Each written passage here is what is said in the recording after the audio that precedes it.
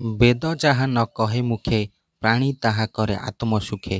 ଅର୍ଥାତ୍ ଶାସ୍ତ୍ର ନିୟମକୁ ନ ମାନି କର୍ମ କଲେ ତାହା କେବେ ମଙ୍ଗଳକାରକ ହୋଇନଥାଏ।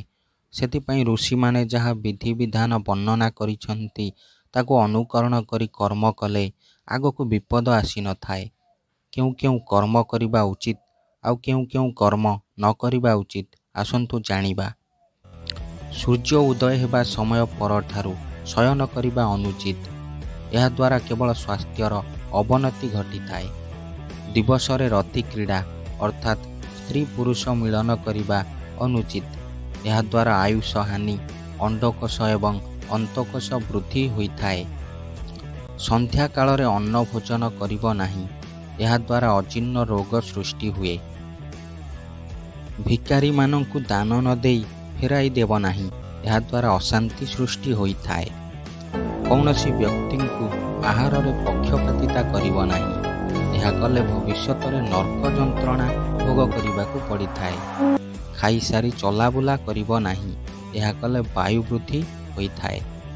ପରଧନକୁ ଚୋରି କରିବ ନାହିଁ, କାରଣ କୌଣସି ସମୟରେ ବି ସେହି ଚୋରି ଧନର ପରିଶୋଧ କରିବାକୁ ପଡ଼ିଥାଏ। ପର ସ୍ତ୍ରୀର ସୌନ୍ଦର୍ଯ୍ୟ ଦେଖି ତାଙ୍କୁ ପାପ ଦୃଷ୍ଟିରେ ଚାହିଁବ ନାହିଁ। ମିଥ୍ୟା ସାକ୍ଷୀ ଦେବ ନାହିଁ। ଏପରି କଲେ ପରଜନ୍ମରେ ମୂକ ହେବାକୁ ପଡ଼ିଥାଏ। ଦିବସରେ ଅଧିକ ଶୟନ କରିବ ନାହିଁ। ଏହାଦ୍ୱାରା ଶରୀର ଦୁର୍ବଳ ହୋଇଯାଇଥାଏ।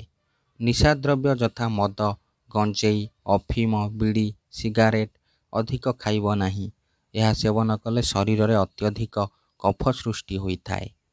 ଅତି ଅନିଦ୍ରା ହେବ ନାହିଁ ବା ଅଧିକ ଶୟନ କରିବ ନାହିଁ। ଏହାଦ୍ୱାରା ରୋଗ ପ୍ରତିରୋଧକ ଶକ୍ତି କମିଯାଇଥାଏ। ମିଥ୍ୟା ସାକ୍ଷୀ ଦେବ ନାହିଁ।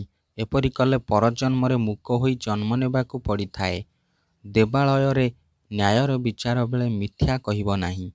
ପରଜନ୍ମରେ ବାଦୁଡ଼ି ହୋଇ ଜନ୍ମ ନେବାକୁ ପଡ଼ିଥାଏ।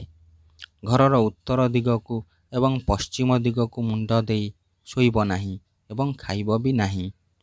ପୂର୍ବ ଦିଗକୁ ମୁହଁ କରି ଝାଡ଼ା ଫେରିବ ନାହିଁ କିମ୍ବା ସୂର୍ଯ୍ୟଙ୍କ ଆଡ଼କୁ ମୁହଁ କରି ପରିସ୍ରା କରିବ ନାହିଁ।